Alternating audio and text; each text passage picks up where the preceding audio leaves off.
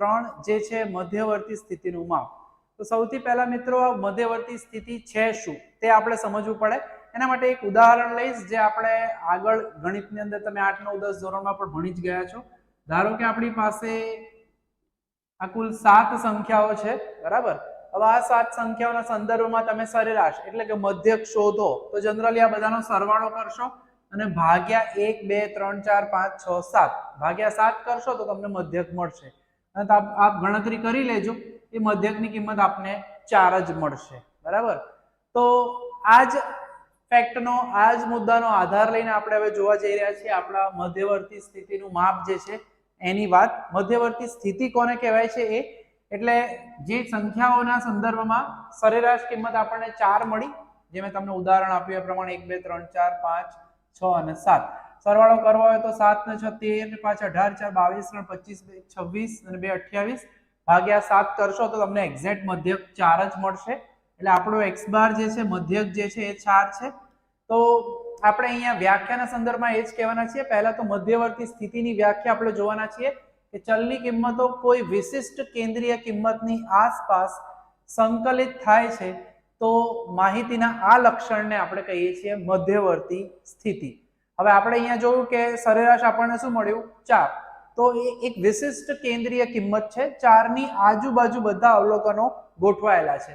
તો આ કોઈ એક કેન્દ્રીય કિંમતની આજુબાજુ અવલોકનો ગોઠવાતા હોય તો ત્યારે આપણે એના દ્વારા જે માપ મળે છે એટલે કે જે આપણને 4 મળ્યું એને આપણે કહી શકીએ છીએ મધ્યવર્તી સ્થિતિનું માપ। તો મધ્યવર્તી સ્થિતિના માપની વ્યાખ્યા પણ આ જ રીતે લઈ શકાય કે જે કેન્દ્રીય કિંમતની આસપાસ આપણા જે પણ ચલ છે એ ચલની કિંમતો સંકલિત થતી હોય। કેન્દ્રીય કિંમત એટલે 4, એની આસપાસ આપણી કિંમતો છે 1 2 3 5 6 7। દર વખતે આવું સળંગ ક્રમમાં હોય એવું જરૂરી નથી, પણ સામાન્ય રીતે જે પણ કેન્દ્રીય કિંમત એટલે અત્યારે કેન્દ્રીય કિંમત એટલે મધ્યક છે, સરેરાશ છે, એની આજુબાજુ ચલની કિંમતો ગોઠવાય છે તો મધ્યક છે એને આપણે કહીએ છીએ મધ્યવર્તી સ્થિતિનું માપ। મિત્રો આ સિવાય મધ્યક, મધ્યસ્થ, બહુલક આ જે છે એ તમને શબ્દોથી વાકેફ જ છો। આ સિવાય બીજા આપણે અહીંયા મિશ્ર મધ્યક, ત્યારબાદ ભારિત મધ્યક અને ગુણોત્તર મધ્યક જેવી સ્થાનીય સરેરાશ પણ જોવાના છીએ। ટૂંકમાં બધી જ ટાઈપની સરેરાશ છે એનો આપણે સમાવેશ આપણા ચેપ્ટર નંબર 3 એટલે મધ્યવર્તી સ્થિતિના માપમાં કરવાના છીએ। મિત્રો હવે મધ્યવર્તી સ્થિતિના માપના સંદર્ભમાં આપણે સારા સરેરાશના અથવા સારા મધ્યવર્તી સ્થિતિના માપના લક્ષણો છે એ ઘણીવાર પૂછાઈ જાય છે ઓબ્જેક્ટિવની અંદર, 2 માર્કની અંદર, 3 માર્કની અંદર, સેક્શન સી ડી, વિભાગ સી અને ડી માં। તો એ 5-6 લક્ષણો છે, જોઈ લઈએ। પહેલું લક્ષણ છે જે પણ આપણું મધ્યવર્તી સ્થિતિનું માપ હોય એ સ્પષ્ટ રીતે વ્યાખ્યાયિત હોવું જોઈએ અને ચોક્કસ હોવું જોઈએ, એની કિંમત ચોક્કસ હોવી જોઈએ જે પણ આપણને મળે। જેમ કે અહીંયા 4 મળે છે, દાખલો અહીંયા એટલે જ લીધેલો છે। ત્યાર પછી બીજું, જે પણ તમારું માપ હોય મધ્યવર્તી સ્થિતિનું, જેમ કે મધ્યક છે એની ગણતરી સરળ હોવી, બેઝિક સૂત્ર છે, સરળતાથી એની ગણતરી થઈ શકે તે। જય માતાજી students, welcome to our YouTube channel Dhyan commerce, the key of success. જય માતાજી વિદ્યાર્થીઓ। આપણે હવે જોવાના છીએ ચેપ્ટર નંબર 3 જે છે મધ્યવર્તી સ્થિતિનું માપ। તો સૌથી પહેલા મિત્રો મધ્યવર્તી સ્થિતિ છે શું તે આપણે સમજવું પડે। એના માટે એક ઉદાહરણ લઈશ જે આપણે આગળ ગણિતની અંદર તમે 8 9 10 ધોરણમાં પણ ભણી જ ગયા છો। ધારો કે આપણી પાસે આ કુલ 7 સંખ્યાઓ છે, બરાબર। હવે આ 7 સંખ્યાઓના સંદર્ભમાં તમે સરેરાશ એટલે કે મધ્યક શોધો તો જનરલી આ બધાનો સરવાળો કરશો અને ભાગ્યા 1 2 3 4 5 6 7 ભાગ્યા 7 કરશો તો તમને મધ્યક મળશે। અને આપ ગણતરી કરી લેજો, એ મધ્યકની કિંમત આપને 4 જ મળશે, બરાબર।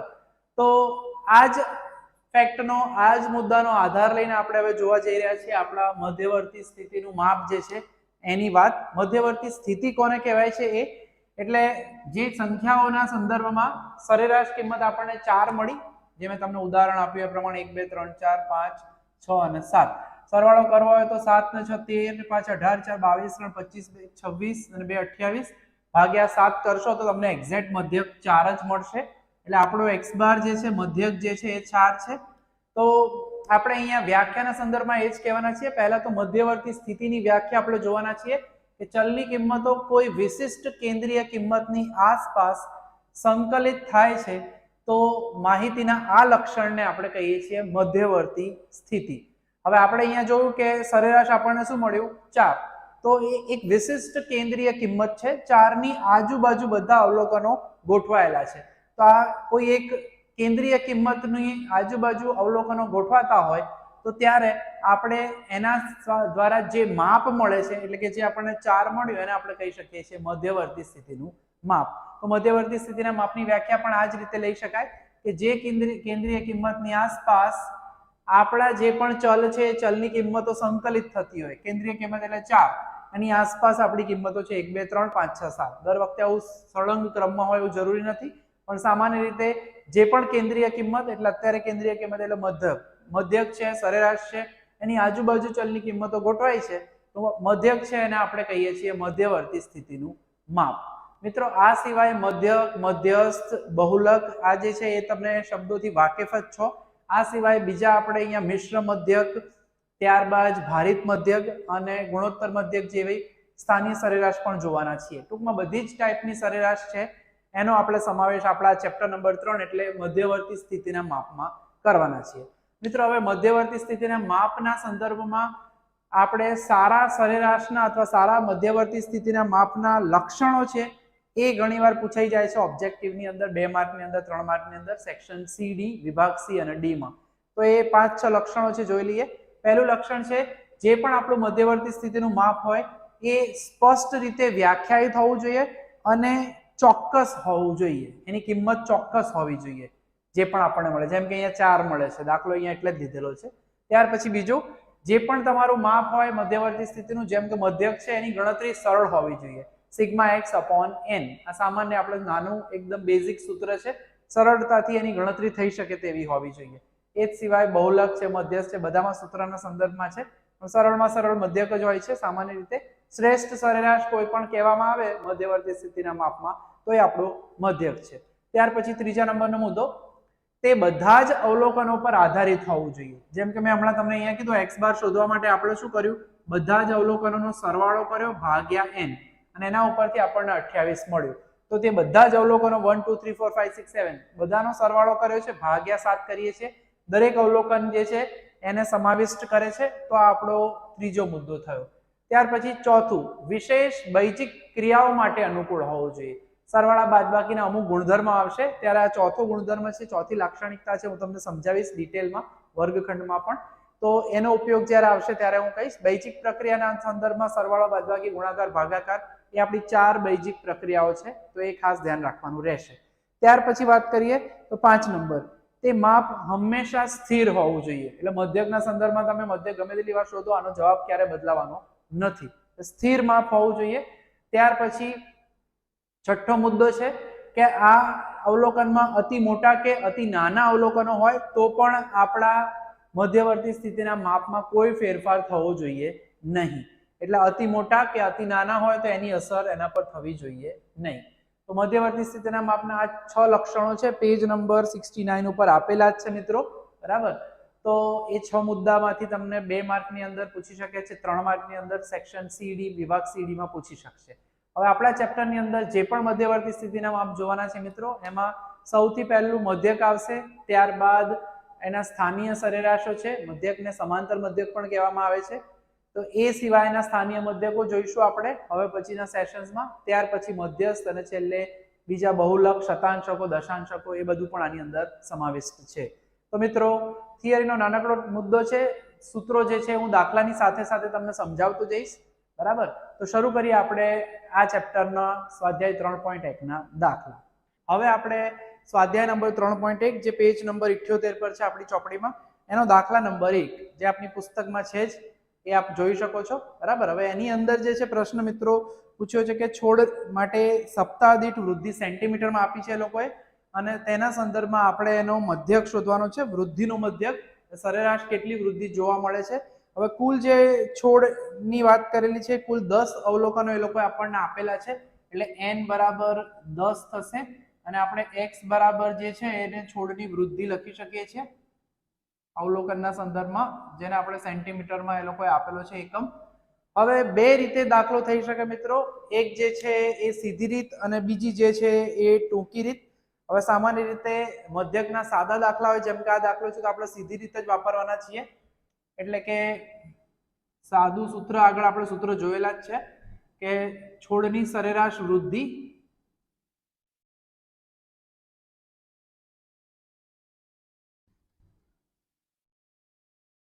જેને આપણે x બાર કહીએ છીએ એટલે કે સિગ્મા xi અપોન n જે આપણને અવલોકનો આપેલા છે મિત્રો નોર્મલ આ તો આપણે આગળના ધોરણોમાં 8 9 માં પણ આપણે ભણી ગયા છીએ એ જ ભાગ છે જેટલા અવલોકનો છે બધાનો સરવાળો કરો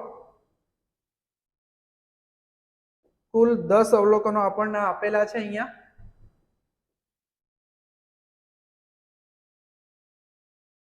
બરાબર એ 10 નો સરવાળો ભાગ્યા કુલ અવલોકનો એટલે કે 10 બરાબર કેલ્ક્યુલેટરનો ઉપયોગ કરીને તમે એનો સરવાળો કરશો એકદમ સિમ્પલ શરૂઆતનો બેઝિક દાખલો છે એનાથી જ આપણે શરૂઆત કરીએ છીએ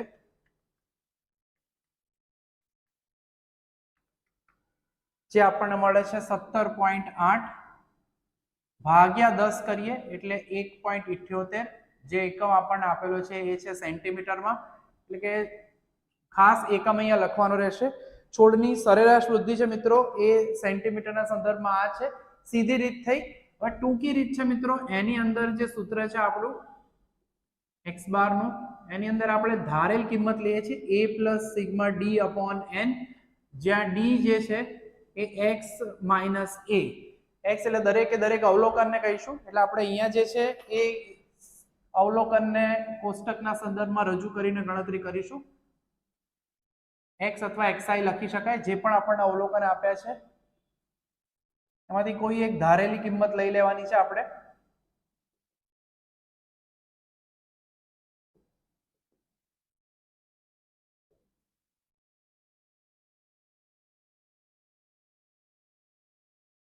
ત્યારબાદ d તરીકે x માઇનસ a લેવાનું છે કોઈ પણ એક કિંમત a એટલે ધારેલ કિંમત છે કોઈ પણ એક કિંમત આપણે એમાં લઈ શકીએ છીએ એમાં ધારો કે આપણે 1.0 એટલે કે 1 લઈ લઈએ તો 1 માઇનસ x ની જગ્યાએ 1 માઇનસ 1 એટલે 0 3.2 માઇનસ 1 એટલે 2.2 1.4 માઇનસ 1 એટલે 0.4 ત્યારબાદ 1.9 માઇનસ 1 એટલે 0.9 અને એ જ રીતે ગણતરી આપણે કરવાની રહેશે 2.4 કરો એટલે 1.4 0.6 બાદબાકી નોર્મલ છે આપણને કરતા આવડશે જ અને 0.5 આ બધાનો આપણે સરવાળો કરવાનો રહેશે મિત્રો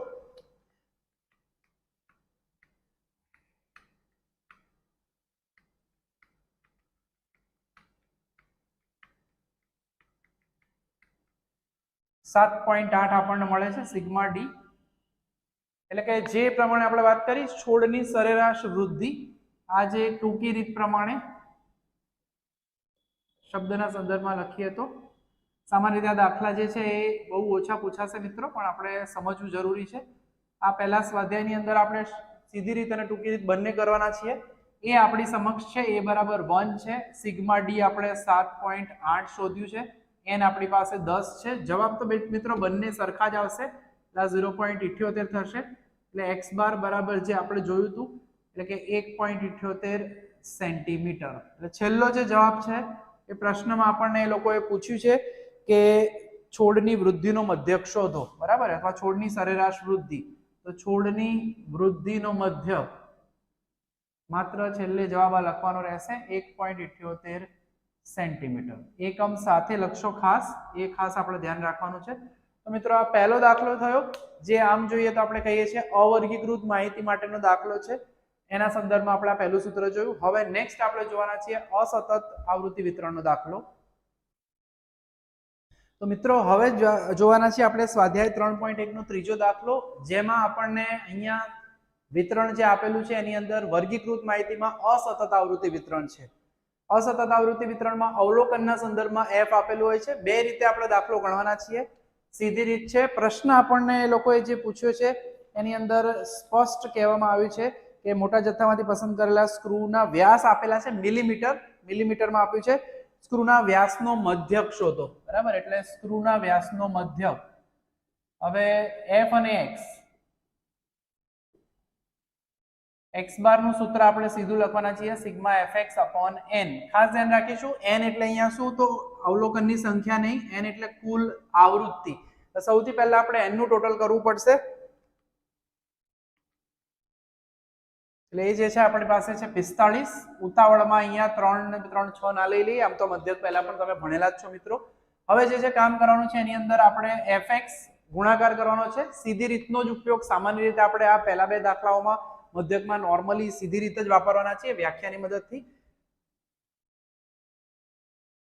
નોર્મલ કેલ્ક્યુલેટર વગર બી તમે અમુક ગણતરી કરી શકશો, બાકી જ્યાં જરૂર પડે ત્યાં કેલ્ક્યુલેટરથી ખાસ ટેલી કરવું, ભૂલ ના પડે એનું ધ્યાન રાખવાનું રહેશે, ઉતાવળ ન કરવી. તો આપણી સમક્ષ કિંમતો રેડી છે.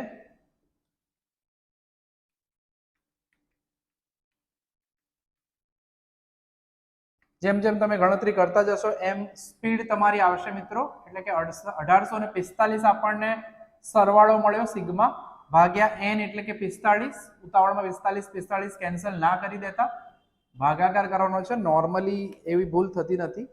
તો 41 જે છે એ આપણને જવાબ મળે છે મિલીમીટર.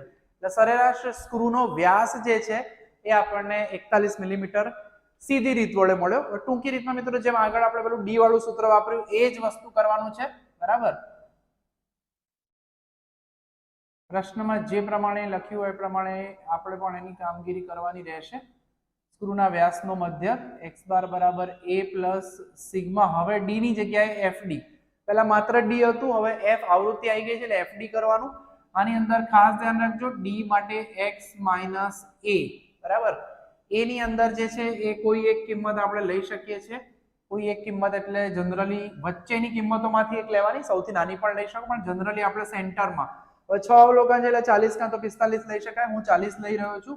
એટલે કે 30 ઓછા 40 એટલે -10, 35 ઓછા 40 -5, 40 એટલે 0, 45 ઓછા 40, 50 ઓછા 40, 55 ઓછા 40 એટલે 15. હવે આમાં ધ્યાન રાખજો, આમાં સિગ્મા ડી નથી કરવાનું. આપણે આની અંદર સિગ્મા fd એટલે f અને d છેલ્લી બે જે કોલમ છે, છેલ્લા બે સ્તંભ છે એનો ગુણાકાર કરવાનો છે. પ્લસ માઇનસ આવે તો કેલ્ક્યુલેટરથી ગણવાનું, ભૂલ થશે નહીં સાવચેતીથી કરશો તો. એટલે 15 તારીખ 45. તો સિગ્મા fd મિત્રો આપણને મળે છે 45. n આપણે આગળ શોધી જ ચૂક્યા છીએ 45. હવે રહીશું કિંમતો તો મૂકી દઈએ. a ની જગ્યાએ 40 મૂકવાનું છે આપણે, વત્તા સિગ્મા fd લઈ આવ્યા 45 ભાગ્યા n એટલે 45, એનો મતલબ 40 વત્તા 1 એટલે કે 41 મિલીમીટર. તો બંને રીતે જવાબ તો સેમ જ આવશે. છેલ્લો જવાબ મિત્રો બંને રીતે એક્ઝામમાં ગણવાનું નથી, હું તમને બે રીતો માત્ર સમજાવું છું કે કઈ રીતના સૂત્રો છે બંને. બાકી સીધી રીત એકદમ સરળ જ છે, ડાયરેક્ટ આ જ વાપરવાનું રહેશે. મધ્યકમાં તો આપણે શોર્ટકટ મેથડ વાપરતા નથી. તો સ્ક્રૂના વ્યાસનો મધ્યક આપણી સમક્ષ રેડી છે. 41 મિલીમીટર છે. તો મિત્રો આ થયો અસતત આવૃત્તિ વિતરણનો દાખલો. હવે એક સતત આવૃત્તિ વિતરણનો દાખલો જોઈ લઈએ જે બહુ જ અગત્યનો છે. તો મિત્રો હવે જોઈ લઈએ આપણે સતત આવૃત્તિ વિતરણ એટલે કે જ્યારે વર્ગ આપેલા હોય ત્યારે મધ્યકનું સૂત્ર શું વાપરવાનું. સીધી રીતમાં તો મિત્રો સિમ્પલ જ છે, મધ્યકનું સૂત્ર એનું એ જ રહેશે. પ્રશ્નમાં પૂછ્યું છે વિદ્યાર્થીઓના ગુણનો મધ્યક શોધો. તો સૂત્ર આપણે હમણાં જે આગળ અસતત આવૃત્તિ વિતરણમાં જોયું હતું વિદ્યાર્થીઓના ગુણનો મધ્યક, એ જ સૂત્ર આવશે અહીંયા પણ. ખાલી વર્ગ છે એટલે થોડુંક અહીંયા પરિવર્તન આવશે. x બારમાં સિગ્મા fx ભાગ્યા n જ લેવાના છીએ, પણ પહેલા x તમને ત્યાં આપી દીધેલો હતો. અહીંયા આપણી પાસે વર્ગ આપેલા છે, વિદ્યાર્થીઓની સંખ્યા એને આપણે આવૃત્તિ એટલે કે f તરીકે ગણીએ છીએ. f તો છે પણ મધ્ય કિંમત એટલે કે આપણે x ને કહેવાના છીએ મધ્ય કિંમત. મધ્ય કિંમતનો મતલબ શું થશે મિત્રો?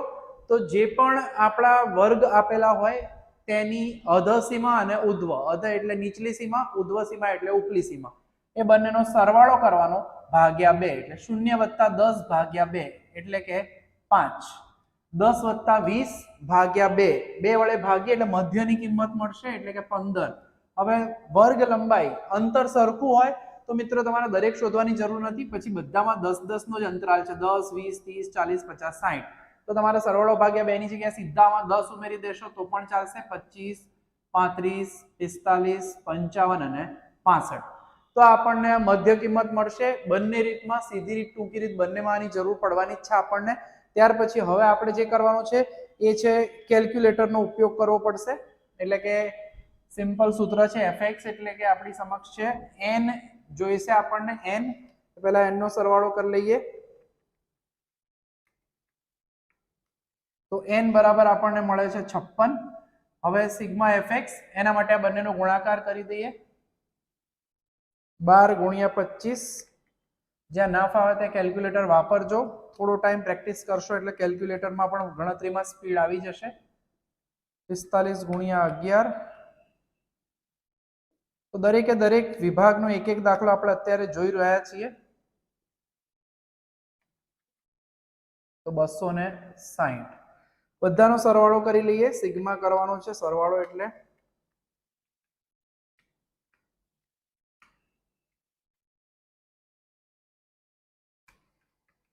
તો આપણને મળે છે સિગ્મા fx 1980. તો હવે કિંમત મૂકી દઈએ. 1980 ભાગ્યા 56 ભાગાકાર કરીએ તો 35.357. હવે મિત્રો 35 પછી 7 એટલે જવાબ છે આ રીતનો આવે છે 35.357. જો બીજા આંકડા પછીનો આંકડો જેમ કે અહીંયા 7 છે તો 5 પછીનો આંકડો એટલે કે 6 લઈ લેવાનો. અને જો આ આંકડો 5 કરતા ઓછો હોય 7 ની જગ્યાએ 3 2 તો આપણે 35.35 લઈએ છીએ. એટલે અહીંયા જે છે એ આપણો જવાબ આપણે એપ્રોક્સિમેટલી આશરે લઈશું 35.36 ગુણ. તો આ સીધી રીત વડે દાખલો થયો. ટૂંકી રીતમાં કંઈ અઘરું છે નહીં, બરાબર. તો એ જ વસ્તુ છે, એમાં ખાલી ડી ની એન્ટ્રી થશે આગળ કર્યું એમ. સૂત્રમાં થોડો ફેરફાર છે. a plus sigma fd upon n ગુણ્યા c. હવે અહીંયા c ક્યાંથી આવશે? તો d માં જો આપણે કંઈ કોમન હોય, જેમ કે અહીંયા વર્ગ લંબાઈ કહેવાય છે, દરેકે દરેક વર્ગમાં 10 10 10 10 ના અંતરે કિંમતો વધે છે. બીજા ચેપ્ટરની અંદર વર્ગ લંબાઈનો કોન્સેપ્ટ પણ છે જ. તો એ c જે છે આપણી વર્ગ લંબાઈ છે, બધામાં કોમન હોય તો c વડે ભાગવાનું, તો ગુણ્યા c સૂત્ર કરીશું. નહીં તો a plus sigma fd upon n થી પણ આ જવાબ લાવી શકાય આગળના જેમ જ સેમ. પણ ખાલી આમાં નવું શું છે? તો મધ્ય કિંમત આપણે લેવી પડશે. મધ્ય કિંમત જે આપણે હમણાં શોધેલી જ છે. હવે આમાં ડી જે લેવાનો છે એ ડી ની અંદર આપણે x minus a upon c જે પ્રમાણે કીધું એ એટલે x માંથી જ કોઈ એક કિંમત લઈશું. આમાં મધ્યમાં આપણને 35 મળે છે તો a બરાબર હું 35 લેવાનો છું. એટલે કે x માઇનસ 35 અને વર્ગ લંબાઈ જે છે એ 10 છે. એટલે કે આપણે જે કીધું એ પ્રમાણે a બરાબર 35 અને c બરાબર 10 આપણા સૂત્રની અંદર. એટલે આપણને મળશે x માઇનસ 35 ભાગ્યા 10. કંઈ નવું કરવાનું નથી. ડી જે છે એક પ્રકારનું વિચલન છે. મધ્યકમાંથી બાદબાકી કરીએ છીએ x માંથી કોઈ પણ કિંમતની. x માઇનસ એટલે કે 5 માઇનસ 35 એટલે કે માઇનસ 30 ભાગ્યા 10 માઇનસ 3. ડાયરેક્ટ જવાબ લખી શકશો તમે. 15 ઓછા 35 માઇનસ 20 ભાગ્યા 10 એટલે માઇનસ 2. એ જ રીતે માઇનસ 1. 35 ઓછા 35 0. ક્રમમાં જ છે એટલે તમને આ કિંમતો ઉતરતા ક્રમમાં ચડતા ક્રમમાં મળી શકે છે, માહિતી પ્રમાણે જેમ આપ્યું હોય. અહીંયા ચડતા ક્રમમાં છે એટલે માઇનસ થી પ્લસ તરફ જઈ રહ્યા છીએ. વચ્ચેની કિંમત લઈએ તો આ રીતનો આપણને વિભાગ મળશે. હવે આપણે જે જોઈએ છે fd, f અને d નો ગુણાકાર. ખાસ ધ્યાન રાખજો વચ્ચે x નું ખાનું છે, આપણે f અને d ના ખાનાનો ગુણાકાર કરવાનો છે. 3 ગુણ્યા 3 એટલે માઇનસ 9, માઇનસ 5 ગુણ્યા માઇનસ 2, 12 ગુણ્યા માઇનસ 1, 0, 11, 5 દુ 10 અને 4 તરી 12. તો આપણી સમક્ષ જે છે સિગ્મા fd સિમ્પલ છે. આ plus 12 minus 12 plus 10 minus 10 cancel. 11 ઓછા 9 એટલે 2. તમને આવી રીતે ના ફાવે તો નોર્મલ કેલ્ક્યુલેટર તમે વાપરીને કરશો તો પણ કોઈ વાંધો નથી. હવે આપણે કિંમત મૂકી દઈએ. સ્મોલ કેપિટલ એ આપણી સમક્ષ છે એ બરાબર 35 લીધેલા છે. સિગ્મા fd એટલે 2 ભાગ્યા 56 ગુણ્યા 10 એટલે 35 વત્તા 20 ભાગ્યા 56. 35 વત્તા 20 ભાગ્યા 56 કરશો તો સેમ જ જવાબ આવશે 0.357 એટલે કે 0.36. એટલે કે સરેરાશ કિંમત આપણને અહીંયા મળે છે 35.36 ગુણ. તો મિત્રો આ 3 પ્રકારના દાખલાઓ જે છે આપણે જોઈ લીધા છે. પહેલા અવર્ગીકૃત માહિતી, ત્યાર પછી વર્ગીકૃતની અંદર 2 વિભાગો, અસતત જેમાં x અને f સીધા જ આપેલા હોય, ત્યારબાદ આપણે સતત આવૃત્તિ વિતરણ કહેવાય આને જ્યારે વર્ગ આપેલા હોય ત્યારે, બરાબર. તો 3 દાખલા એક એક જોઈ લીધા છે. હવે આમાં હજુ બીજા દાખલા જે છે એ આપણે નેક્સ્ટ વિડિયો લેક્ચરમાં જોઈશું. તો મિત્રો આજના સેશનમાં આટલે સુધી રાખવાના છીએ. જય માતાજી. Thank you.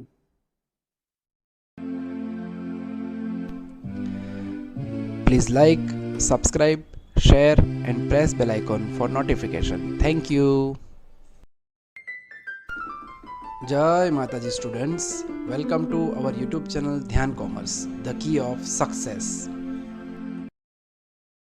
જય માતાજી વિદ્યાર્થીઓ. મિત્રો, આગળના લેક્ચરમાં આપણે 3.1 ના અમુક દાખલા જોયા છે. આજે હવે 3.1 નો એક ઓર દાખલો, દાખલા નંબર 7 જોવાના છીએ. ચોપડીની અંદર પેજ નંબર 79 પર આપ્યું છે અને એક વસ્તુની વિવિધ દિવસોની માંગનું વિતરણ આપેલું છે. બરાબર, એટલે માંગ જે છે એકમોમાં આપેલી છે, પણ અહીંયા વર્ગ જે છે એમાં વર્ગ લંબાઈ સરખી નથી, એટલે અંતર બધાનું અલગ અલગ છે. 5 થી 14, 15 થી 24, 25 થી 34, પણ પાછળના ત્રણ વર્ગમાં જે છે વર્ગ લંબાઈ અનઇવન છે, અવ્યવસ્થિત છે. તો આગળનું સૂત્ર આપણે નહીં વાપરીએ, આપણે સામાન્ય રીતે મધ્યકનું સાદું સૂત્ર જ વાપરવાના છીએ. પ્રશ્નમાં એ લોકો આપણને પૂછ્યું છે માંગનો મધ્યક શોધો. તો માંગનો મધ્યક જો અવલોકનો બહુ મોટા ના હોય મિત્રો, તો આપણે સીધું સિગ્મા fx વાળું સૂત્ર જ વાપરીશું. n ની જરૂર પડશે. સૌથી પહેલા n અવલોકનોમાં જે પણ ટોટલ આવૃત્તિ આપી છે એની સંખ્યાનો સરવાળો કરવાનો રહેશે અને એ આપણને મળે છે 90. પદ્ધતિ બાકી એની જ છે જે આગળના લેક્ચરમાં આપણે જોયું હતું. પહેલા મધ્ય કિંમત શોધવી પડશે. આગળ મેં બંને રીતે દાખલો ગણાવ્યો તો તમને, પણ સામાન્ય રીતે આપણે fi વાળું સૂત્ર એટલે આ જ વાપરવાના છે. 14 + 5, 5 + 14 ભાગ્યા 2 એટલે કે 9.5, પછી 15 + 24 ભાગ્યા 2 એટલે કે 19.5. આમાં અંતરાલ જે છે એ આપણને સમાન મળેલો છે, 25 + 34 ભાગ્યા 2 29.5. ઉતાવળમાં પછી તમે 39 49 લખશો તો ગડબડ થશે, કારણ અહીંયા વર્ગ લંબાઈ અલગ છે. ભાગ્યા 2 કરશો એટલે આપણને મળશે 42. 50 + 64 ભાગ્યા 2 કરશો એટલે આપણને મળશે 57, અને 65 + 79 ભાગ્યા 2 કરીશું એટલે મળશે આપણને 72. કરવાનું કંઈ નથી, થોડી ગણતરી છે, વિશિષ્ટ કામ છે, ઇઝીલી આ રીતે થઈ શકે. 4 × 9.5, જે જવાબ આવે લખો, સરવાળો કરો, રેડી. શોર્ટકટ મેથડ અથવા ટૂંકી રીતની આવશ્યકતા નથી. આમાં ભલે ટોટલ થોડા મોટા મળશે આપણને, પણ આપણે એ કરી શકીશું. એટલે બને ત્યાં સુધી બહુ જ મોટા અવલોકનો હોય તો જ ટૂંકી રીત એટલે કે ડી વાળી રીત વાપરવાની, જે મેં લાસ્ટ લેક્ચરમાં બંને રીતે દાખલો ગણાવ્યો હતો. બાકી આ રીતથી સરળતાથી જવાબ મળી જ જાય છે આપણને. તો આ સૂત્ર વાપરવામાં કોઈ જ હર્જ નથી. 72 + 10 એટલે કે 720. તો ટોટલ કરી લઈએ.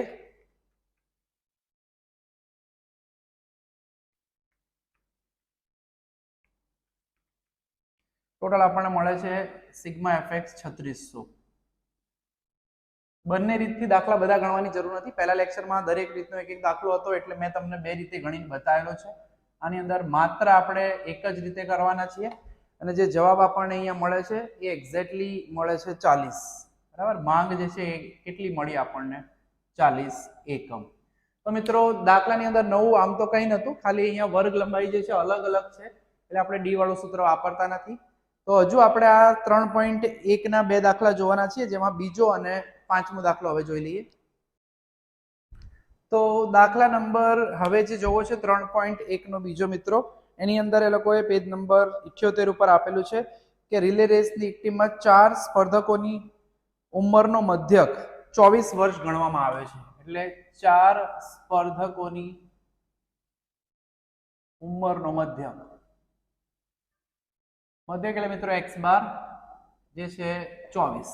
હવે x બાર ઉપરથી ત્યાર પછી એ લોકોએ આગળ કીધું છે, પાછળથી માલુમ પડ્યું કે એક સ્પર્ધકની ઉંમર ખરેખર 27 વર્ષની હતી, તે 25 વર્ષ નોંધવામાં આવી હતી. એટલે એક કિંમત છે આપણને ખોટી આપવામાં આવી હતી, એટલે કે એક સ્પર્ધકની ઉંમર, જે આ ખાસ મુદ્દો ધ્યાન રાખવાનો છે, ખરેખર હતી કેટલી? 27 વર્ષ. એટલે સાચી કિંમત 27 વર્ષ છે. બરાબર, તે 25 વર્ષ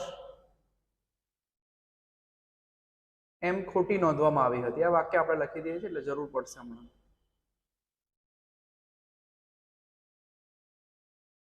કરવાનું શું છે? તો દાખલો એકદમ સિમ્પલ છે, સરસ મજાનો દાખલો, નાનકડો, 3 માર્ક 2 માર્કની અંદર પૂછી શકાય એવો છે. જો ઉંમરનો મધ્યક 25 વર્ષથી વધારે હોય, એટલે કે જો અહીંયા સરેરાશ આપણી 24 છે, 24 આપણને એ લોકોએ આપેલી છે, જો 25 થી વધી જાય તો જે છે એના સંદર્ભમાં એ લોકો લખ્યું છે, તો એવો નિયમ હતો કે ઉંમરનો સુધારો કર્યા પછી પણ સ્પર્ધામાં ભાગ લઈ શકશે નહીં. કોઈ સ્પર્ધામાં ભાગ લઈ શકે નહીં જો સરેરાશ 4 વર્ષ ચારે જણની ઉંમરની સરેરાશ જો 25 થી વધારે હોય તો. એટલે આપણે શું કરવું પડે? તો સૌથી પહેલા તો x બાર છે, સુધારો સીધો મધ્યકમાં ના થાય એટલે આપણે સૂત્ર વાપરીશું x બાર બરાબર સિગ્મા x અપોન n. મધ્યક આપણી પાસે 24 છે, સિગ્મા x n એટલે કે 4 છે, માટે સ્પર્ધકો જે છે આપણા 4 સ્પર્ધકો એમની ઉંમરનો સરવાળો, સિગ્મા એટલે સરવાળો, બરાબર, એને આપણે સિગ્મા x કહીએ એટલે 24 ગુણ્યા 4 થશે, 24 ગુણ્યા 4 એટલે 96. હવે આ 96 ની અંદર એ લોકોએ જે પ્રમાણે કહ્યું છે પ્રમાણે 27 ની જગ્યાએ 25 લેવાઈ ગયા છે, બરાબર, એટલે ઉંમરનો સરવાળો છે એને આપણે સુધારીશું, બરાબર, એટલે કે સુધારેલ ઉંમરનો સરવાળો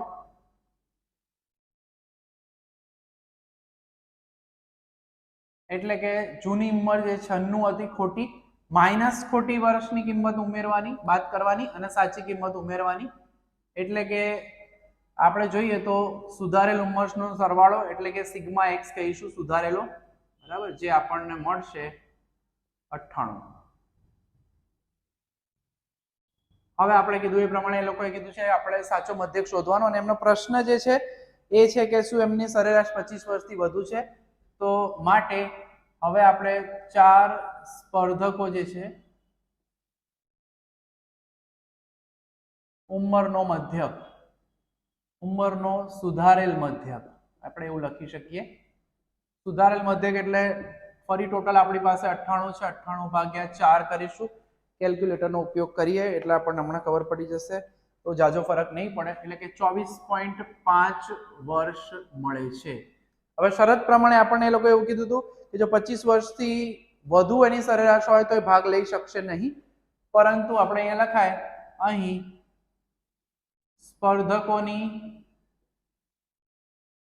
ઉંમરનો મધ્યક, ઉંમરનો સુધારેલ મધ્યક 24.5 છે, જે 25 વર્ષ કરતા ઓછો છે. એટલે આવા આ વાક્ય કેમ લખવું પડશે મિત્રો? કારણ પ્રશ્નમાં એ લોકો ઉલ્લેખ કરેલો છે કે સ્પર્ધામાં તે લોકો ભાગ લઈ શકશે, તો લખવાનું માટે સ્પર્ધકો 25 થી ઓછું છે, સ્પર્ધામાં ભાગ લઈ શકશે, બરાબર. એટલે આ વસ્તુ આપણે ખાસ એમાં કહેવી પડશે. તો નાનકડો દાખલો છે મિત્રો, અલ્ટિમેટલી કહીએ આપણે તો ખોટી કિંમત આપણી પાસે હતી જેમાંથી સરવાળો શોધવો પડે, સુધારો કરવા માટે સરવાળામાંથી આપણે ખોટું 25 વર્ષ જે છે એ માઇનસ કરી અને સાચે વર્ષ 27 ઉમેરી અને ત્યાર પછી મધ્યક શોધ્યો, બરાબર, અને એના પરથી આપણને ખબર પડી કે સ્પર્ધકોની સરેરાશ 25 થી ઓછી છે એટલે ભાગ લઈ શકશે. તો મિત્રો હવે 3.1 નો અગત્યનો દાખલો છે પાંચમો, જેની અંદર આવૃત્તિ વિતરણ રેડી નથી. એમાં પહેલા આપણે આવૃત્તિ વિતરણ તૈયાર કરીશું અને ત્યાર પછી એમાં મધ્યક શોધીશું. તો મિત્રો હવે અગત્યનો દાખલો છે, કારણ આની અંદર જે છે આપણું સતત જે છે આવૃત્તિ વિતરણ રેડી કરીને આપ્યું નથી. ચેપ્ટર 2 માં વિભાગ આવે જ છે. શોર્ટ ટેકનિક એ આપણે શીખવાડું છું જે બહુ જ અગત્યની છે. ચિત્ર ઉપરથી આપણે આનું આવૃત્તિ વિતરણ તૈયાર કરવાના છીએ. હવે મિત્રો સૌથી પહેલા એ લોકોએ જે આપણને આપ્યું છે કે થી ઓછા પ્રકારનું આવૃત્તિ વિતરણ કહેવાય છે આને, એટલે 4 થી ઓછા કોલ થયા હોય એવા કોલ કેટલા છે? તો ટોટલ 20. હવે આપણને ખબર છે તમારી પાસે ફોન હોય અને ફોનમાં ઓછામાં ઓછી સંખ્યા, આપણે કોઈ દિવસ ફોનને કંઈ જ ના કરીએ મૂકી રાખીએ તો એ મિનિમમ વેલ્યુ શું હોઈ શકે? 0. એટલે પહેલો અંતરાલ આપણો, બરાબર, વાતચીતનો સમય જે આપણને મિનિટમાં આપ્યો છે એનો અંતરાલ અગર આપણે બનાવીએ મિત્રો તો એની અંદર પહેલો અંતરાલ બનશે 0 થી 4 અને ત્યારબાદ તમે આ બધી કિંમતો જો 8 ઓછા 4, 12 ઓછા 8, 16 ઓછા 12, 20 ઓછા 16, એટલે ઉધ્વ સીમાઓનો બાદબાકી એટલે તફાવત લઈએ અગર તો એ 4 4 નો જ મળશે. એટલે પહેલી જે વર્ગની કિંમત છે કોલની સંખ્યા એ તો આપણને એની એ જ મળવાની છે મિત્રો, એમાં કોઈ જ ફરક નહીં, કારણ માઇનસમાં તો હોય નહીં કોઈ દિવસ કોલની સંખ્યા. 0 થી 4 આપણે લખ્યું. ત્યારબાદ 4 અને 8, હવે આપણને એ લોકોએ આપ્યું છે 8 થી ઓછું, તો આ એક ચિત્ર સ્વરૂપ આપણે આનો ઉલ્લેખ કરીશું ચિત્રનો, તો આપણને ક્યાંય તકલીફ નહીં પડે, બરાબર. તો એમાં આપણે કહીએ છીએ 8 થી ઓછા કોલની સંખ્યા હોય એવા આપણી પાસે કોલ કેટલા છે? 8 થી ઓછી મિનિટ વાત કરી હોય તેવા કોલની અંદર વાત કરતા હોઈએ તો, બરાબર. તો તેના સંદર્ભમાં કહીએ આપણે તો આપણને 42 કોલ કયા છે એ લોકોએ, એટલે કે નોર્મલ આપણે વાત કરીએ તો 4 થી આપણે વાત કરી 0 સુધીની, એમાં આપણી પાસે કોલ છે 20. ત્યારબાદ 8 થી ઓછાની અંદર આ 4 થી ઓછા વાળાનો સમાવેશ થાય. આપણે અંતરાલ 4 થી 8 નો જોઈએ છે એટલે 42 માંથી 20 બાદ કરીએ એટલે આપણને 4 થી 8 મિનિટ વાત કરી હોય એ ટાઈમ મળી જશે એટલે 22 કહેવાશે. 22 કોલ 42 ઓછા 20, ટૂંકમાં એની અગાઉની કિંમત બાદ કરો એટલે મળી શકે. ત્યારબાદ 12 થી ઓછા કોલ, તો 12 થી ઓછામાં 57 મિનિટ આપી છે, 57 માંથી આગળનું 42 બાદ કરી દો એટલે એ આપણને મળશે 8 થી 12 એટલે કે 57 માઇનસ 42. કેલ્ક્યુલેટરનો ઉપયોગ કરી લઈએ, આમ તો 15 આપણને ઇઝીલી મળી જ જશે, તો બી ચેક કરી લેવાનું. તો આ વિતરણ મેળવવાનું સૌથી અગત્યનું કામ છે.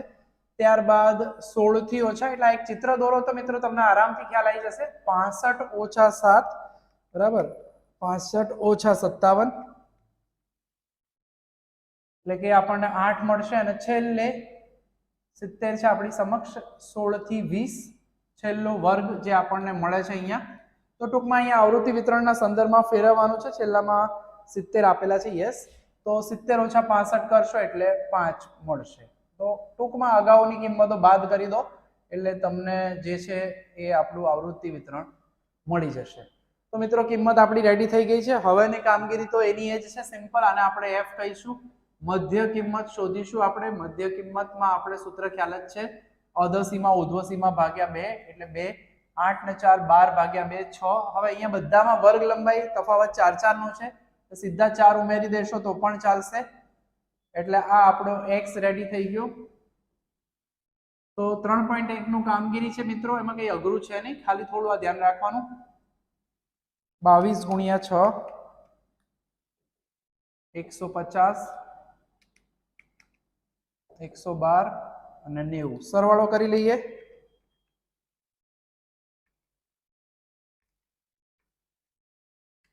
524 મળે છે આપણને સિગ્મા એફએક્સ, અને n જે છે એ આપણને ખ્યાલ જ છે, અહીંયા 70 છેલ્લે હતું, કુલ 70 હતું એટલે આપણને 70 મળશે બરાબર.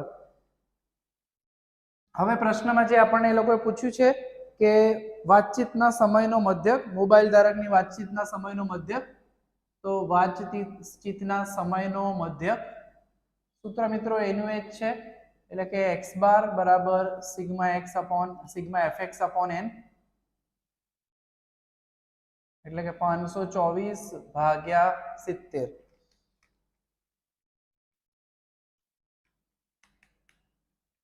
જે આપણને મળે છે 7.4857 મળે છે, એટલે 7 પોઈન્ટ આપણે એને 49 લઈ લઈશું. એકમ લખવાનું રહેશે મિનિટ. તો મિત્રો એકદમ સિમ્પલ કામગીરી છે. મોબાઈલ ધારકની વાતચીતનો મધ્યક સરેરાશ છે 7.49 મિનિટ જેટલું વાતચીત કરે છે. તો મિત્રો 3.1 નું કામગીરી આપણી પૂર્ણ થાય છે. નેક્સ્ટ સેશનની અંદર આપણે જે વિભાગ જોવાના છીએ એની અંદર મિશ્ર મધ્યક જોઈશું અને બીજા 2-3 મુદ્દા સાથે સંલગ્ન દાખલાઓ જોવાના છીએ. તો આજના સેશનમાં આટલે સુધી રાખીશું મિત્રો. જય માતાજી, થેન્ક યુ.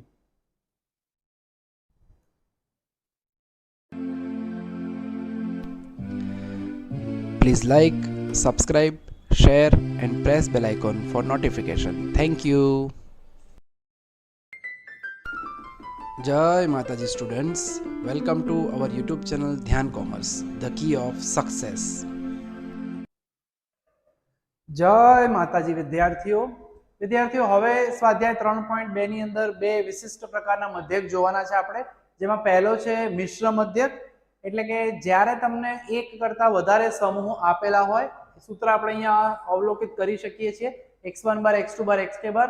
જો આપણી પાસે k સમૂહ હોય, હવે આ તો જે છે એ થોડું લાંબુ થઈ જાય, k લખ્યું છે એટલે જનરલમાં, માત્ર વર્ગખંડની અંદર વિદ્યાર્થીઓ વિચારો કે બોયઝ હોય છે, ગર્લ્સ હોય છે, છોકરાઓ હોય છે, છોકરીઓ હોય છે. તો અહીંયા આપણી પાસે વર્ગખંડની અંદર બે જ સમૂહ કહેવાય, પહેલો સમૂહ અને બીજો સમૂહ.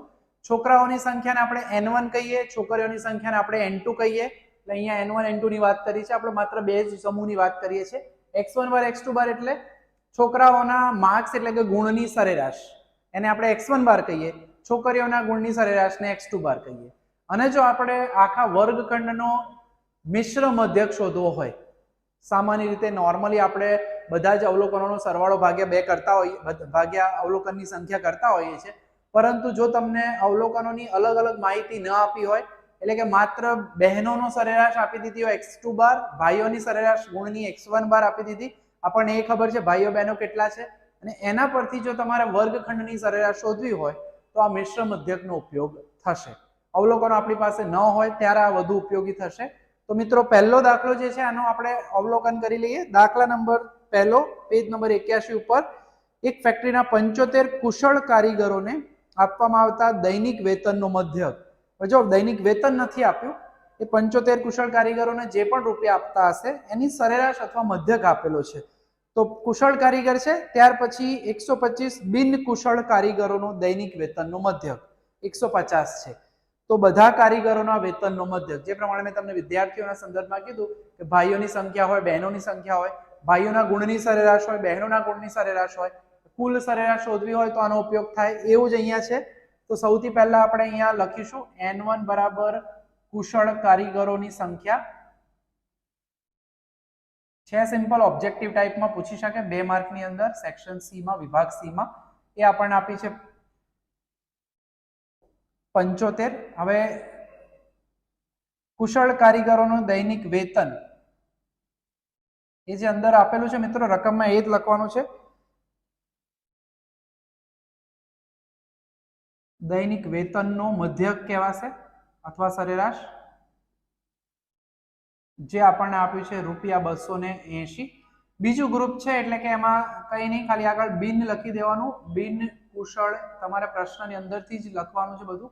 કારીગરોની સંખ્યા જે છે આપણી સમક્ષ અહીંયા એ લોકોએ આપેલી છે એ પ્રમાણે એ છે 125, અને એમની સરેરાશ એટલે કે બિન કુશળ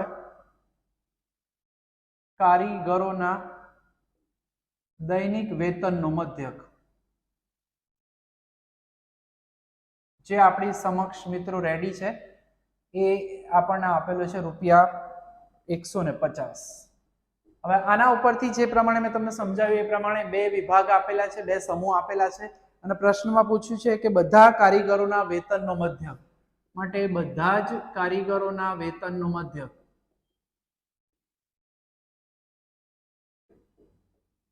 અંગ્રેજીમાં એને કમ્બાઇન્ડ મીન કહેવાય છે મિત્રો. મિશ્ર મધ્યક એટલે કમ્બાઇન્ડ મીન. અંગ્રેજી નામ પણ યાદ રાખવું જરૂરી છે. એના ઉપરથી સંકેત છે, આમ તો x બાર લખતા હોય, નીચે c લખ્યો છે એટલે x બાર c જે છે. અહીંયા 2 જ ગ્રુપ છે એટલે n1 x1 બાર વત્તા n2 x2 બાર. જો 3 ગ્રુપ હોય તો આમાં ત્રીજો ભાગ n3 x3 બાર એડ કરી દેવાનો, અઘરું કશું જ નથી. n1 આપણી સમક્ષ 75 છે, આ 280 છે, n2 125 છે અને x2 બાર 150 છે. n1 75 વત્તા 125. કેલ્ક્યુલેટરના ઉપયોગ વગર જવાબ શક્ય નથી, એટલે શાંતિથી ગણતરી વ્યવસ્થિત રીતે કરી લેવાની. 21,000 આપણને મળશે 75 ગુણ્યા 280. ત્યારબાદ 125 ગુણ્યા 150 જે આપણને મળે છે 18,750 ભાગ્યા આ થશે 200. એટલે સરવાળો કરી લઈએ તો 39,750 સરેરાશ માટે આવા 200 વડે ભાગીએ એટલે કે આપણને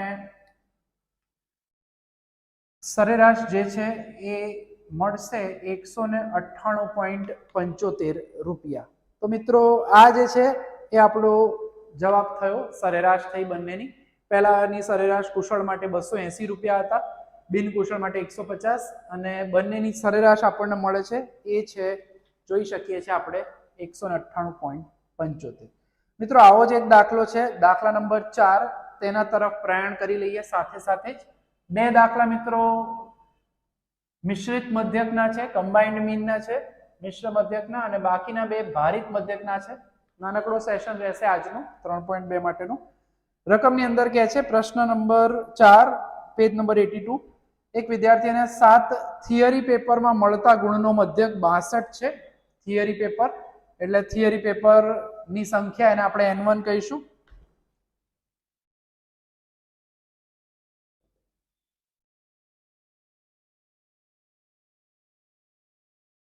આમ તો આપણે તો એ જ પ્રકારે હોય છે, સાયન્સની અંદર પ્રેક્ટિકલ થિયરી એવું હોય છે, બરાબર, જે 7 છે. અને થિયરી પેપરમાં મળતા ગુણનો મધ્યક એને આપણે x1 બાર કહીશું.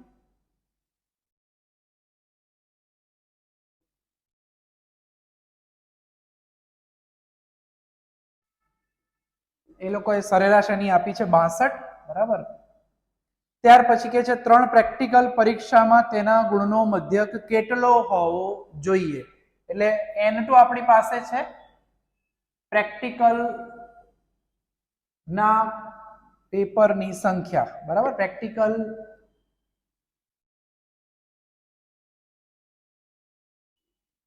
એ આપણી સમક્ષ છે 3, પણ અહીંયા એ લોકોએ આપણને કીધું છે x2 બાર જે છે એ આપણી પાસે નથી. અને સાથે સાથે જ્યારે કોઈ એક ચલ ના હોય તો બીજાની કિંમત આપવી પડે. સંપૂર્ણ પરીક્ષામાં તેના ગુણનો મધ્યક, કમ્બાઇન્ડ મીન આપેલો છે, મિશ્ર મધ્યક સંપૂર્ણ પરીક્ષામાં. એટલે આમાં તમને એ ખબર પડવી જોઈએ કે આપણે આગળ જોયું એ પ્રમાણે કુલ, બધા, સંપૂર્ણ એ આપેલું હોય તો એ xc બાર થશે. પરીક્ષામાં ગુણનો મધ્યક જે છે એ બરાબર આપણી પાસે છે 68. તમારે આની જગ્યાએ ધારણા કરવી હોય બીજા મધ્યક માટે તો તમે ABC K એવું કંઈ ધારીને કરી શકો, અથવા આપણે x2 બાર ની જગ્યાએ x2 બાર રાખી લઈશું. એટલે આપણે હવે એ જ સૂત્ર વાપરવાના છીએ. સંપૂર્ણ પરીક્ષાના ગુણનો મધ્યક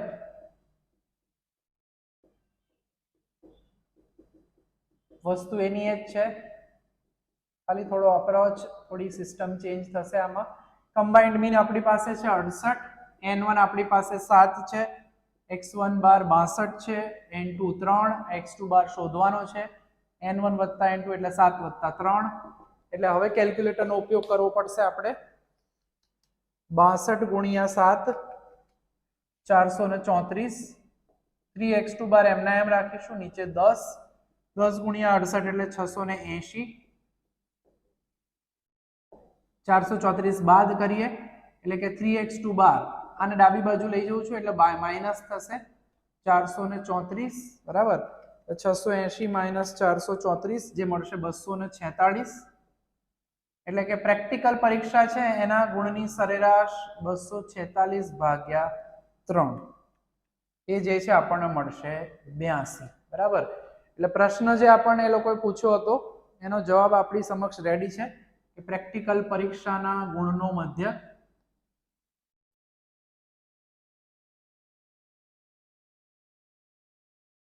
જે આપણને મળે છે 82.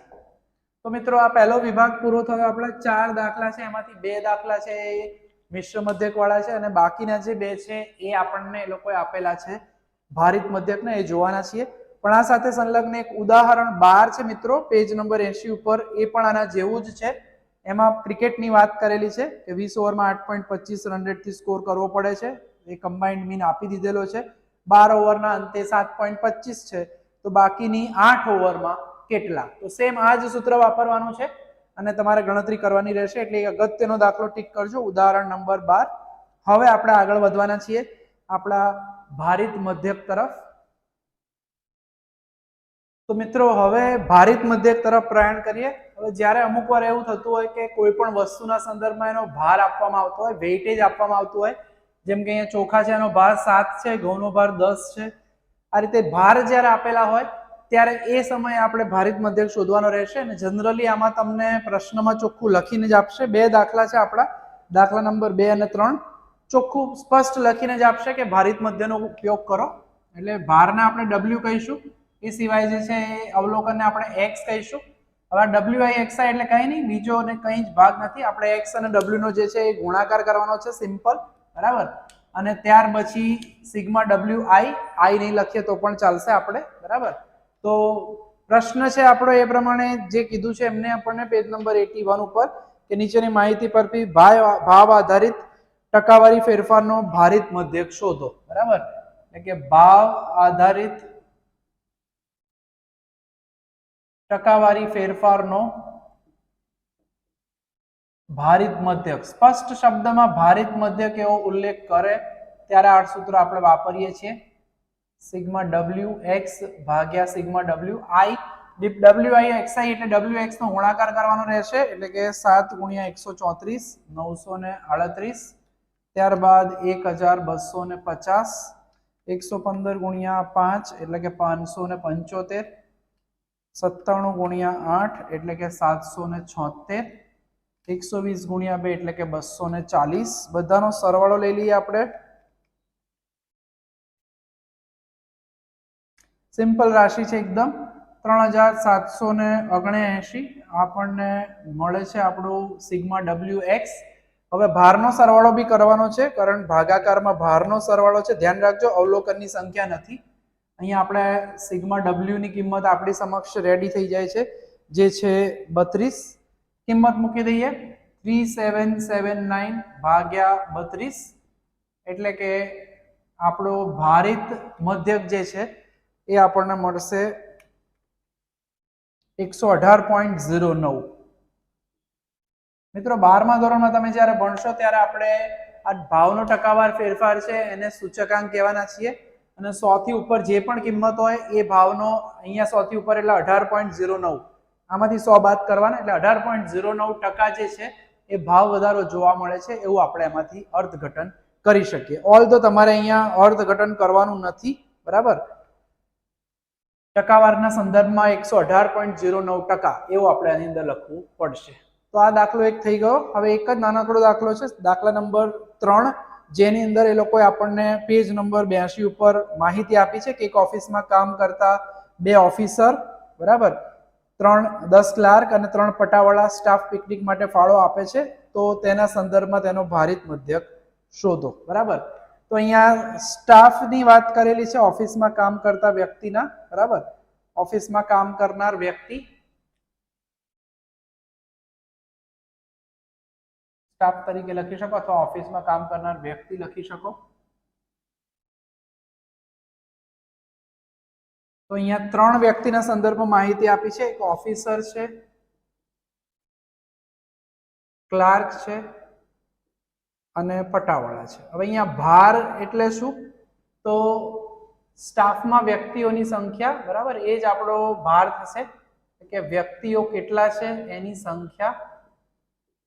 એક વ્યક્તિ નથી. ઓફિસર આપણી સમક્ષ આપેલા છે 2, 10 ક્લાર્ક આપેલા છે અને પટાવાળા 3 છે. હવે એમને આપેલો ફાળો, બરાબર, ફાળાને આપણે x કહીશું.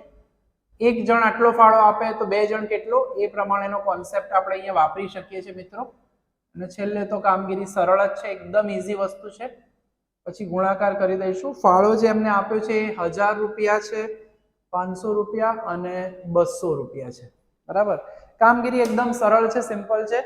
ટોટલ આપણી પાસે 10 ને 2 12 ને 3 15 થઈ જશે. સિગ્મા W આનો ગુણાકાર કરી લઈએ એટલે કે 2000, 5000 અને 3 દુ 600 એટલે 7600. એકદમ સિમ્પલ પ્રશ્ન છે, નોર્મલ. આની અંદર યાદ એટલું રાખવાનું કે ભાર છે એટલે કે વ્યક્તિઓની સંખ્યાને આપણે W તરીકે લઈશું. વ્યક્તિ દીઠ ફાળાનો મધ્યક માટે વ્યક્તિ દીઠ ફાળાનો મધ્યક. હવે એમને એ લોકોએ લખ્યું છે ભારિત મધ્યક વાપરવાનું છે, એટલે આપણે કોઈ વધારે પ્રશ્ન આમાં આવતો નથી, બરાબર. એટલે કે 7600 ભાગ્યા 15. કેલ્ક્યુલેટરનો ઉપયોગ આપણે કરવો પડે આની અંદર. 7600 ભાગ્યા 15 એટલે કે 506.6666 એટલે 67, બરાબર. અને એકમ આપણે આની અંદર રૂપિયામાં છે માહિતી, એટલે આપણે અહીંયા લખી દેવું પડે રૂપિયા. રૂપિયા 506.6666 એટલે 67. આશરે 507 રૂપિયા જે છે એ જ ફાળાનો મધ્યક આપણે કહી શકીએ. એટલે સરેરાશ આટલો ફાળો આપણે વ્યક્તિ દીઠ ગણી શકીએ છીએ. મિત્રો, તો નાનકડો આ સેક્શન હતો, જેની અંદર 2 પ્રકારના મધ્યક જોયા, મિશ્ર મધ્યક અને ભારિત મધ્યક. નેક્સ્ટ સ્વાધ્યાય જે છે એની અંદર આપણે એક ઓર મધ્યક જોવાના છીએ, જે છે ગુણોત્તર મધ્યક. તો મિત્રો, આજના સેશનમાં આટલે સુધી રાખીશું. જય માતાજી, thank you.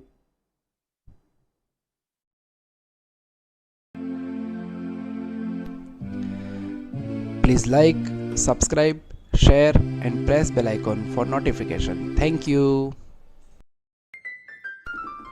Jai Mataji students, welcome to our YouTube channel Dhyan Commerce, the key of success. જય માતાજી વિદ્યાર્થીઓ. હવે આપણે જોવાના છે એક નાનકડો મુદ્દો, જે છે ગુણોત્તર મધ્યક. મિત્રો, સમાંતર મધ્યક તો આપ ભણી જ ચૂક્યા છો સમાંતર શ્રેણીમાં ધોરણ 10 ની અંદર. હવે 11માં એના જેવું જ છે ગુણોત્તર મધ્યક. ગુણોત્તર શ્રેણી નામનું ચેપ્ટર પણ છેલ્લે આપણે ચેપ્ટર નંબર 9 જોવાના છીએ, એ વખતે એની વાત કરીશું. ફિલહાલ અત્યારે જે વાત કરવાની છે એની અંદર ગુણોત્તર મધ્યકની વ્યાખ્યામાં બીજું કંઈ નથી, n ધન સંખ્યાઓ આપેલી હોય, ધન સંખ્યાઓ ધ્યાન રાખજો, બધી ધન સંખ્યાઓ હશે x1 x2 up to xn, એ બધી સંખ્યાઓના ગુણાકારનું nમું મૂળ એટલે કે nમું વર્ગમૂળ એ કહેવામાં આવે છે. ધારો કે 2 સંખ્યા હોય તો વર્ગમૂળ કાઢીશું, 3 સંખ્યાઓ આપેલી હોય તો એનું ઘનમૂળ, 4 સંખ્યા આપી હોય તો એનું ચતુર્થ મૂળ, 8 સંખ્યા આપી હશે તો એનું અષ્ટમૂળ. એટલે એ પ્રક્રિયા કઈ રીતે કરવાની એ પણ હું તમને સમજાવું છું. સૌથી પહેલા એકદમ બેઝિક સિમ્પલ દાખલો આપણે જોઈ લઈએ. સ્વાધ્યાય 3.3 નો પેજ નંબર 84 પરનો ત્રીજો દાખલો. પ્રશ્નમાં એવું કહે છે કે એક ટેક્સીએ સોમવારે 15 કિલોમીટર અને મંગળવારે 254 કિલોમીટરનો પ્રવાસ કર્યો. એટલે બંને ધન કિંમતો છે. x1 જે છે આપણે એને કહીશું 15 કિલોમીટર અને બીજું જે છે x2 છે આપ્યું છે 254 કિલોમીટર. હવે આ પ્રશ્નમાં પણ જેમ ભારિત મધ્યકમાં હતું તે જ રીતે તમને ચોખ્ખું કહેશે જ ગુણોત્તર મધ્યકનો ઉપયોગ કરો. જેમ કે પ્રશ્નમાં કીધું છે 2 દિવસોમાં પ્રવાસ કરેલા અંતરની સરેરાશ ગુણોત્તર મધ્યકનો ઉપયોગ કરીને મેળવો. એટલે હવે અહીંયા તમે જોઈ શકો છો, બરાબર, પ્રશ્નમાં પૂછ્યું છે એ પ્રમાણે 2 દિવસમાં પ્રવાસ કરેલા અંતરની સરેરાશ, બરાબર. એકદમ બેઝિક દાખલો છે જેને આપણે ગુણોત્તર મધ્યક, જેને અંગ્રેજીમાં જ્યોમેટ્રિક મીન કહેવાય છે, એના ઉપરથી g છે. હવે જેટલી સંખ્યાઓ હોય, અહીંયા 2 જ સંખ્યાઓ છે તો 2 નો આપણે ગુણાકાર કરીશું અને વર્ગમૂળમાં બગડો લખતા નથી આપણે, ઘનમૂળ હોય તો 3 લખીશું. અને અહીંયા આપણને એવી જ સંખ્યાઓ આપવામાં આવશે મિત્રો કે જેનું તમે વર્ગમૂળ ઇઝીલી કાઢી શકો, બરાબર, અથવા કેલ્ક્યુલેટરનો ઉપયોગ કરી શકો. આનો ગુણાકાર કરીને આપણી પાસે કેલ્ક્યુલેટર જે છે એની અંદર વર્ગમૂળની નિશાની તો હોય છે, ઘનમૂળની નિશાની હોતી નથી મિત્રો. પણ ધારો કે તમને 3 સંખ્યાઓ આપશે તો એવી સંખ્યા આપશે કે જેને આપણને ખ્યાલ હોઈ શકે કે એનો ઘન કઈ રીતે થાય છે. એટલે કે ધારો કે 125 ગુણાકાર આવે તો 5 ગુણ્યા 5 ગુણ્યા 5 એટલે 5 નો ઘન કહેવાય, તો એ ઘનમૂળ તમને 5 મળે, એવી રીતની ગણતરી હોઈ શકે છે. હવે આ જે છે એનું આપણે વર્ગમૂળ કાઢીએ એટલે એ આપણને મળશે 6.1725. એટલે કે g જે છે આપણો ગુણોત્તર મધ્યક એ 6.17 કિલોમીટર થશે. તો મિત્રો આ એકદમ પહેલો બેઝિક દાખલો હતો. હવે વધુ કિંમતો આપેલી હોય તો શું કરવાનું રહેશે? તો મિત્રો ધારો કે હવે આપણે દાખલા નંબર 3.3 જોવાના છીએ. એની અંદર એ લોકોએ આપણને રકમમાં આપ્યું છે, પહેલો દાખલો છે એમાં કે નીચેની માહિતી એક વર્ગના 8 વિદ્યાર્થીઓએ પાછલા મહિનામાં વાંચન કરેલા પુસ્તકની સંખ્યા દર્શાવે છે. હવે પાછલા મહિનામાં વાંચન કરેલા પુસ્તકમાં x1 પછી આપણે x2 આવું અલગ અલગ નહીં લખો તો પણ ચાલશે, પણ હું સમજાવી રહ્યો છું અહીંયા, પહેલી વાર છે દાખલો એટલે, બરાબર. તો આ જે 8 વિદ્યાર્થીઓએ પુસ્તકો વાંચ્યા છે એની સંખ્યા દર્શાવે છે મિત્રો.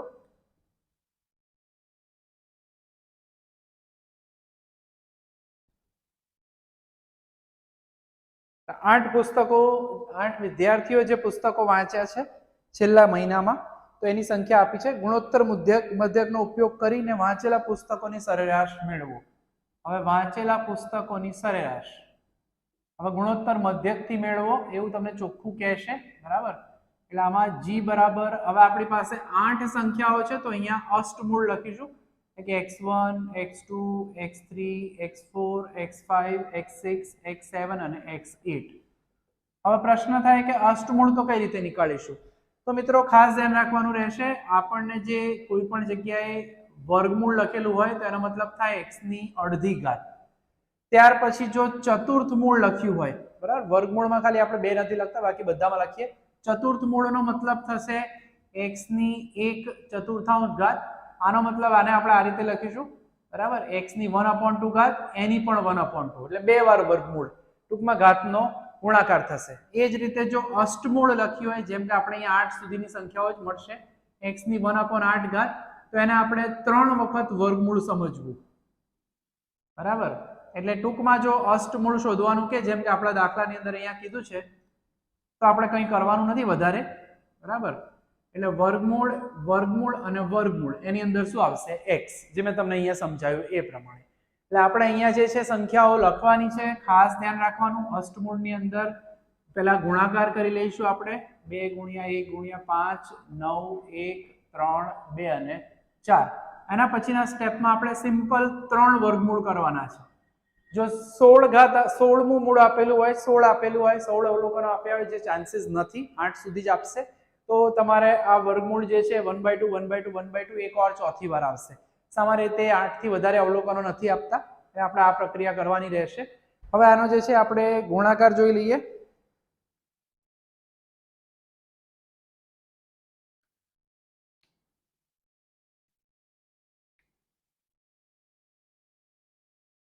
તો એ આપણને મળે છે 2160.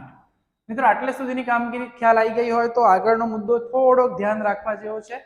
હવે જે છે મેં તમને કીધું એ પ્રમાણે 3 વખત વર્ગમૂળ કાઢવાનું છે, એટલે એક વાર ગણતરી કરીને કામ કરવાનું, સીધો જવાબ લાવવા ટ્રાય નહીં કરવાનો. પહેલી વર્ગમૂળ હું કાઢી રહ્યો છું, એટલે હવે એક વાર વર્ગમૂળની નિશાની આનું નીકળી જાય એટલે હટાવી દઉં છું, જે મળે છે 46.4758. આમાં થોડા આંકડા હું વધારે લખું છું, તમારે તો જે કેલ્ક્યુલેટર છે એમાં જ કરવાનું છે. હવે આનું ફરી વર્ગમૂળ કાઢશું આપણે, એટલે જે જવાબ રેડી છે એનું ફરી વર્ગમૂળ દબાઈશું, એટલે કે એમાં મળશે 6.8173 વગેરે વગેરે. આપણે તો જે જવાબ છે કેલ્ક્યુલેટરમાં એનો સીધો જવાબમાં કામ કરવાના છીએ. અને ત્રીજી વખત વર્ગમૂળ કાઢીએ એટલે કે 2.61099 છે, એટલે આને આપણે કહીશું આપણે 2.61. બરાબર. એટલે જે પ્રશ્નની અંદર આપણને એમને પૂછ્યું હતું કે સરેરાશ કેટલા પુસ્તકો, તો આપણે ગુણોત્તર મધ્યકની મદદથી આપણે કહી શકીએ છીએ કે સરેરાશ 2.61 પુસ્તકો જે છે એ બાળકો વાંચી રહ્યા છે. તો આ ધ્યાન રાખીશું. બરાબર. આ જ રીતના મિત્રો એક ઉદાહરણ પણ છે જે તમે અવલોકન કરી શકશો. ઉદાહરણ નંબર 16 આપેલું છે. બરાબર. ઉદાહરણ 14 15 તો આપણે હમણાં નેક્સ્ટ દાખલો ગણો એના પછી વાત કરીશું. તો નોર્મલ ગણતરી છે. એક ગુણધર્મ ખાસ ધ્યાન રાખવાનું રહેશે, નોંધ કરી લેજો ખાસ કે આપણે જે આગળ જોઈ ચૂક્યા છીએ નોર્મલ આપણો સમાંતર મધ્યક અથવા મધ્યક, તો એના માટે આ ગુણધર્મ છે કે સમાંતર મધ્યક જે છે એનું મૂલ્ય g કરતા મોટું અથવા એના જેટલું હોઈ શકે છે. બરાબર. તો આ એક નોંધ ખાસ ધ્યાન રાખવાની છે. બુકની અંદર ચોપડીની અંદર પેજ નંબર જે છે એમાં 82 ઉપર આ વસ્તુ છે, એટલે કે સમાંતર મધ્યક એ ગુણોત્તર મધ્યક કરતા મોટો અથવા ગુણોત્તર મધ્યક જેટલો હોઈ શકે છે.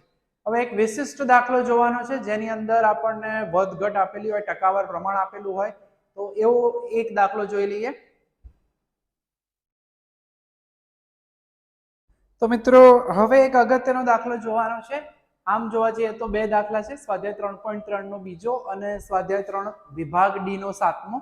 હવે મિત્રો જ્યારે પણ રકમમાં કોઈ પણ જગ્યાએ ટકાવારી આપેલી હોય તો ત્યારે હંમેશા યાદ રાખજો આપણે ઉપયોગ કરવાના છીએ સરેરાશ તરીકે ગુણોત્તર મધ્યક. કારણ બંને દાખલામાં યોગ્ય રીતે કીધું છે સરેરાશ વિકાસ દર અને આની અંદર ઘસારાના દરની સરેરાશ કીધી છે. હવે આપણને સૌથી પહેલા તો અહીંયા યોગ્ય કીધું હોય અથવા ઉલ્લેખ ના કર્યો હોય તો તમારે ખાસ કહેવાનું રહેશે કે શા માટે આપણે ગુણોત્તર મધ્યક લઈશું. અહીં મશીનની કિંમતના ઘસારાની ટકાવારી આપી છે, આપેલ હોવાથી ગુણોત્તર મધ્યકનો ઉપયોગ કરતા આ વસ્તુ ખાસ નોંધ કરવી પડશે, કહેવું પડશે, કારણ એ લોકોએ આ દાખલામાં યોગ્ય કહ્યું છે અને બીજામાં તો સરેરાશનું કીધું જ નથી શું કરવાનું. બરાબર. હવે જે છે ઘસારો, શબ્દ ઘસારો જે છે ઘટાડો દર્શાવે છે. આપણને જો મશીનની મૂળ કિંમત આપેલી હોત 5000 10000 50000 તો આપણે સીધો ઘસારો બાદ કરી દે, 10% બાદ કરી દે, પછી 60%, પરંતુ અહીંયા આવું આપ્યું નથી. એટલે આપણે જે છે એ આ ચાર કિંમતો માટે x1 જે છે એ મૂળ કિંમત 100 ધારી લઈશું આપણે, તો 100 માઇનસ 10% એટલે કે 90 થશે. બીજામાં એ જ રીતે 100 - 5 એટલે કે 95 થશે. જ્યારે આ રીતના ઘસારો આપેલો હોય તો તમારે એમાં ઘસારો જે છે એ ઘટાડો દર્શાવશે, મૂળ કિંમત ઘટશે એટલે બાદ કરવાનું. ત્યાર પછી ત્રીજામાં 100 - 5 એટલે કે 95, બીજામાં 100 - 7 છે મિત્રો 93 થશે, અને છેલ્લે x4 એટલે કે 100 - 2 એટલે 98. બરાબર. જ્યારે અહીંયા જે દાખલો છે બીજો એની અંદર વિકાસનો દર આપ્યો છે, વિકાસનો દર ધન હોય એટલે એમાં 100 માંથી માઇનસ નહીં કરીએ, એમાં 100 માં આપણે પ્લસ કરીશું. બરાબર. એટલે કે હવે આપણે વાત કરીએ ઘસારાના દરની સરેરાશ માટે ગુણોત્તર મધ્યકનો ઉપયોગ કરીશું. g બરાબર, જો અહીંયા આપ જોઈ શકો છો ચાર જ કિંમતો છે, x1 x2 x3 અને x4. તો અહીંયા ચતુર્થ મૂળ આવશે એટલે મેં તમને કીધું આગળ એ પ્રમાણે વર્ગમૂળ બે વખત કરવાનું રહેશે, એટલે કે 90 93 95 અને 98 એનું ચતુર્થ મૂળ. એટલે ગુણાકાર કરીને આપણે એને બે વર્ગમૂળની અંદર લખવાના છીએ, ખાસ ધ્યાન રાખજો મિત્રો. તો ગુણાકાર કરી લઈએ. 90, 93, 95 અને 98. આંકડા છે થોડા મોટા છે પણ કોઈ ચિંતા નહીં. આનું વર્ગમૂળ કાઢીએ આપણે એટલે જે મળશે આપણને 8827.4968. એટલે છેલ્લે આપણને જે છે જી મળી જશે. હજુ આનું વર્ગમૂળ કાઢીએ એટલે 93.95. 93.95 જે છે મિત્રો એ આપણને એની સરેરાશ મળી છે, પણ ઘસારો છે એક 93% ના હોય એટલે આમાં યાદ રાખવાનું આપણે 100 માંથી બાદ કર્યું એ રીતે. માટે સરેરાશ જે છે ઘસારાના દર માટે આપણે ખાસ ધ્યાન રાખીશું. એટલે આને ફરી 100 માંથી બાદ કરવાનું. 93.95 આપણે બાદ કરીએ કેલ્ક્યુલેટરમાં તો જે છે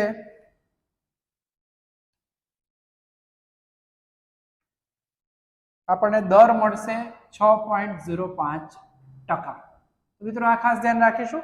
100 માંથી બાદ કરવાનું એટલે આપણને એક્ઝેક્ટ કિંમત મળશે ટકાવારીના સંદર્ભમાં ઘસારાના દરમાં. બીજા દાખલાની અંદર આવું જ કામ છે. જ્યારે પણ ટકાવારી આપી હોય ત્યારે આપણે આ રીતે અહીંયા લખીશું. જો બીજા દાખલામાં પણ આ જ પ્રકારની કામગીરી, થોડોક વિભાગ છેલ્લે અલગ છે, બરાબર. અહીં આર્થિક વિકાસના દર અહીંયા જે મેન્શન કર્યું દર્શાવી લખવાનું છે. ટકાવારીમાં આપેલા હોવાથી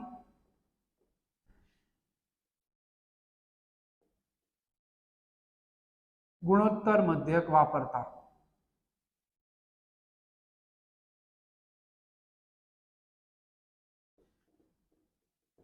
ફોર્મેટ એનું જ છે.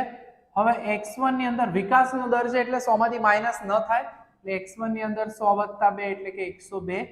x2 ટૂંકમાં આ પ્રમાણે તમારે પ્લસ કરવાનું રહેશે જ્યારે વધતી કિંમત દર્શાવેલી હોય ત્યારે. ત્યાર પછી x3 માં 100 + 4 એટલે કે 104 અને x4 ની અંદર 100 + 3 એટલે કે 103. એટલે કે ગુણોત્તર મધ્યક g બરાબર ફરી આપણે જે કામ કર્યું એ જ ચતુર્થ મૂળ આવશે અહીંયા પણ. ખાલી છેલ્લે થોડો ફેરફાર થશે તો કિંમતો જે છે આપણી સમક્ષ જે કિંમતો છે એનો આપણે ગુણાકાર કરી લઈએ. 102 × 102.5 × 104 × 103. અહીંયા બે વર્ગમૂળમાં લખી દેવાની પ્રક્રિયા ગુણાકાર કર્યા પછી. તમે સીધો જવાબ પણ લખી શકો છો ડાયરેક્ટ ફાવે તો આનું વર્ગમૂળ, બરાબર. પણ ભૂલ ના પડે એટલા માટે હું તમને આ લખીને કરવાની કામગીરી કહું છું. બાકી સીધો જવાબ લખશો તો પણ કોઈ કષ્ટ નથી. એટલે જી જે છે આનું વર્ગમૂળ કાઢીએ તો 102.87 આવે છે. હવે નેચરલી વિકાસનો દર ક્યારે 102 પોઈન્ટ જેવો ન હોઈ શકે, તો સરેરાશ જે છે આપણો વિકાસનો દર એમાં આ જ પ્રક્રિયા. આપણને એટલું તો ખ્યાલ આવે જ કે માઇનસમાં દર ના લખાય. આમાં આપણે 100 માંથી બાદ કર્યું. હવે આની અંદર 100 માંથી માઇનસ કરીએ તો 102.87 એટલે -2 આવે. એટલે થોડું લોજિક વાપરવાનું. મોટી કિંમતમાંથી 100 આમાં બાદ કરવા પડશે એટલે કે વિકાસનો દર આપણને જોવા મળશે 2.87%. તો મિત્રો બહુ જ નાનો અને એકદમ ઈઝી સેક્શન હતો આપણો. હવે જે આગળના વિભાગો છે આ ખાસ સ્પેશિયલ ગુણોત્તર મધ્યકનો ભાગ છે ને આ વિભાગ ડી માં આપેલો છે. સામાન્ય રીતે 2 થી 3 માર્ક. સી વિભાગ હોય તો 2 માર્કનો દાખલો હોય, ડી વિભાગ છે તો 3 માર્કની અંદર આ લોકો પૂછી શકશે. વ્યવસ્થિત રીતે તૈયાર કરજો. આ દાખલા બંને મેં ગણ્યા છે, બંને અગત્યના છે. ખાસ આવું ઉદાહરણ પણ આપેલું જ છે આપણને એક, તો એનો પણ ખાસ તમારે અભ્યાસ કરવાનો રહેશે. તો ગુણોત્તર મધ્યકનો મુદ્દો 3.3 નો સ્વાધ્યાય અને એક આ દાખલો જે છે પૂરો થાય છે, બરાબર. ઓબ્જેક્ટિવમાં પણ નાના દાખલા આપેલા છે તો સારી રીતે તૈયાર કરો આટલો વિભાગ. નેક્સ્ટ સેક્શનની અંદર બહુ જ અગત્યનો ભાગ એટલે કે હવે આવશે બધી સ્થાનીય સરેરાશમાં મધ્યસ્થ આપણે જોવાના છીએ, શતાંશકો, દશાંશકો, ચતુર્થકો, બરાબર. આ બધા વિભાગો જોઈશું અને છેલ્લે આવશે બહુલક. તો મિત્રો આજના સેશનમાં આટલે રાખવાના છીએ. જય માતાજી. Thank you.